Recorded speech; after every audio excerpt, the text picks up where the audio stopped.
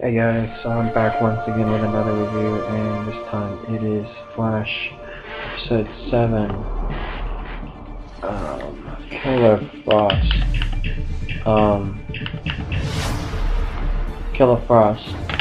I thought this was a really good episode, so let's get right on into it. So in the beginning, we get a continuation on what happened to Barry in the previous episode, which now we finally get to see the full power and extent of not Godspeed, but of Savitar, the god of speed. I think later in this, I think later down the road, maybe season 4 or season 5, they could do Godspeed. I mean, there's so many speeds there that we can easily see, but I thought this one was really good. It was a good storyline. Kevin Smith did a phenomenal job for this one. I can't wait to see him do an episode for Supergirl. I think it's episode 9 or something like that. I'll let you guys know when that comes out. But this is really good. He did phenomenal. We actually get to see, like I said, we get to see the full extent of his powers, of Godspeed, of Savitar's speed.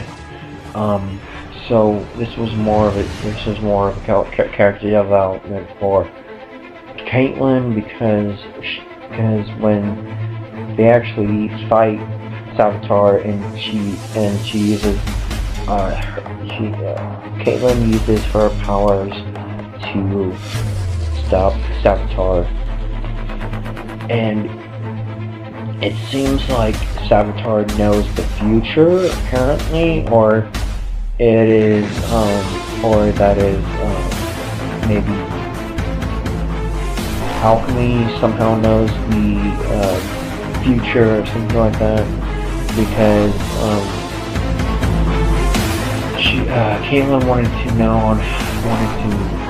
to find a way to stop, wanted to get rid of her powers, and she was trying to find out where Alchemy was, because if Alchemy was able to give people powers, maybe there was a way he could take away powers. So Cisco is fighting Caitlin, and I thought it was really interesting, because of what had happened to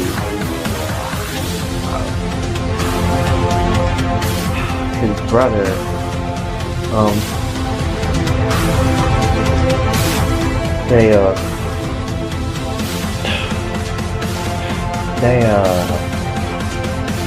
Caitlin told Barry, and everybody could hear both of them attack,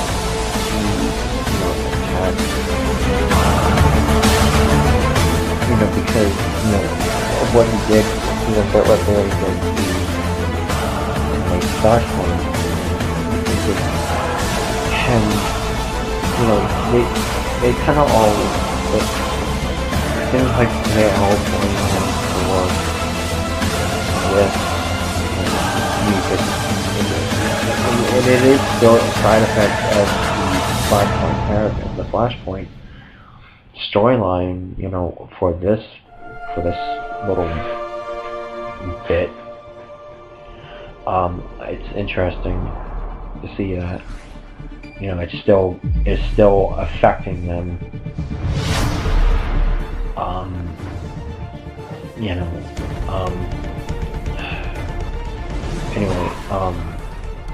She actually tries to stop Barry, and she does, when they first meet up, and then the second time they actually both Barry and Cisco stop Caitlin, and when the second time they meet up, and they stop her, and then they put her inside the metahuman containment center inside Star Labs. And so I thought that was really interesting. There is also the part where so Wally's still inside the inside the cocoon, which is, you know, throughout this episode. He's actually, and then close to the ending of the episode, and it's thanks to Caitlin. But Barry actually, he actually wanted him. He wanted her to, I guess, believe in killing him if there's, you know, because he actually takes her out of the containment center, the containment cell, and he unlocks it, and then he says, if you really want to get out, then you have to kill me. You have to kill me, because if you don't, because people, the bad guys, the bad guys, they always kill the villains, and I know that I know you don't want to kill me, and so I thought that was really cool, and, you know, it's interesting. I really do hope that she doesn't really kill a boss. Like, there's no good reason why. I mean, we already had the bad metahuman version of her in season 2. I don't think that there's no particular way why we should have her not become Killer Frost. I don't want that. At least have her become a good version of her, a good version of Killer Frost, where she's actually helping them. You know, she actually comes to do that. I would actually like that instead. But, you know, this was a good episode. By the end of the episode, so like at the ending, that's the reason they Caitlin. So they were able to stop. They were able to contain. Joe actually was getting inside the cocoon so he could get Wally out, and he actually did, and then he's standing there vibrating fast, and then he goes to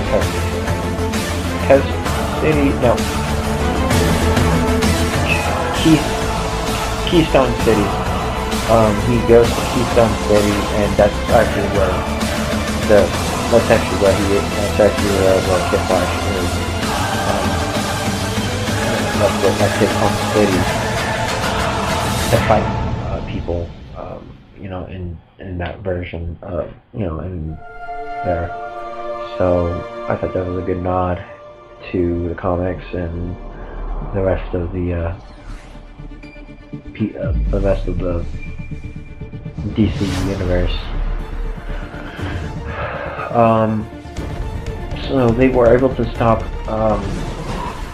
Wally because of, thanks to Caitlin's help, she was able to make an antidote, or like a drug where the rest of his body, rest of his mind can easily, and his rest of the body can easily stay in one shape, or like be able to maintain the vibrating.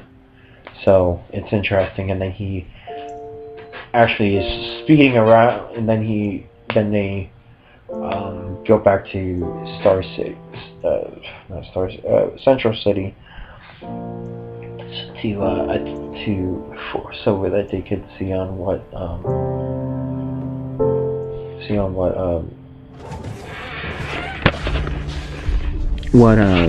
kind of, they did some tests on him, and he was actually kind of like he's actually a bit faster than Barry, since when he first started. So I thought that was really cool. I like that we will now get to see Kid Flash's costume come back now that we have him in his Speed Force, now, or him as a speedster again. I love it. There's more things to come. Stay tuned.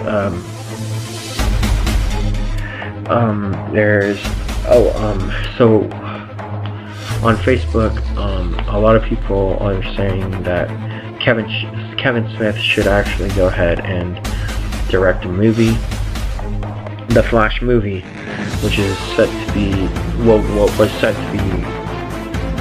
set in around 2018 March, which actually is not too bad. I actually would love to see him direct a movie and see on his take of the movie. I would love to see his. He's done phenomenal work on the DC TV universe for the Flash, I think Arrow, as well as now we'll get to see a Supergirl episode soon. I think it's episode 9. But I know the title of it is Supergirl Returns or something like that. So that's really cool. I can't wait to see what happens. This is ultimately a good episode. This was actually a really good episode of The Flash. Stay tuned for next week for the crossover events. And I'll be doing the predictions for tomorrow for Arrow and Legends, and as well as the Fortnite crossover event tomorrow and as well as Thursday, so that you guys can stay for that. Anyway, don't forget to hit the like, subscribe, and share it, and peace out, y'all.